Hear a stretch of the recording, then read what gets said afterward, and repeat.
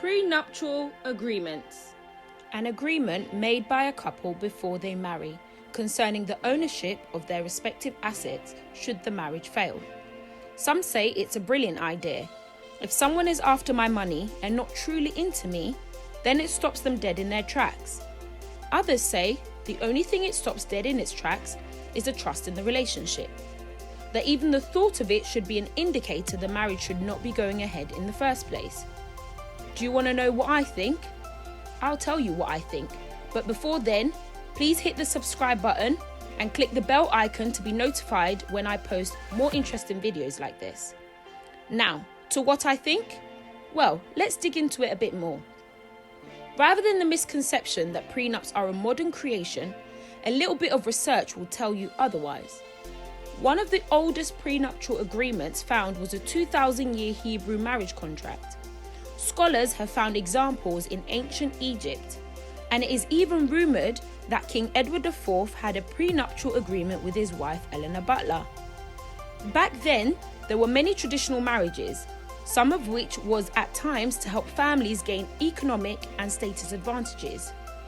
In these cases, you can clearly see where the contractual element comes from. So why the craze amongst millennials? Many millennials who have expressed interest in getting a prenup have stated it is a way to help reduce the cost and trauma of a divorce in the future. This is my biggest issue. Why are you thinking about the cost and trauma of a divorce when we're talking about marriage? Marriage!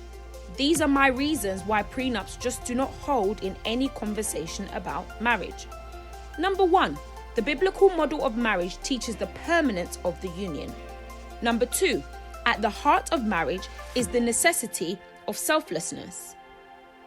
Prenuptial agreements, by their very nature, cast doubt on the permanence of the union and foster selfishness. I've heard people say, it is good because it can limit responsibility towards debt at any time of divorce. But yet again, if the whole idea is for better for worse, then why are we having this conversation? You would not want to limit your part of acquired wealth, then why would you want to limit responsibility towards debt? Christian authors such as Patricia Hartman have advocated for prenups and even coined the term a Christian prenup. In her book, she states that God recorded his covenants as a witness to his commitment and love for us in his word.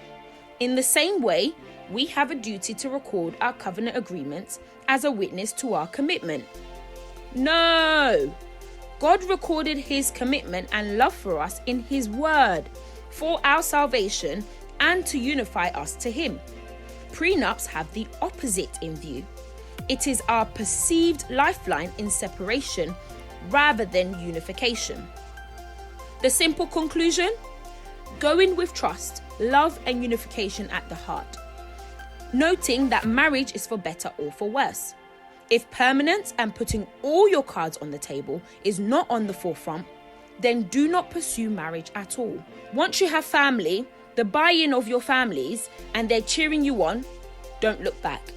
Build together, with no way out or escape route in mind.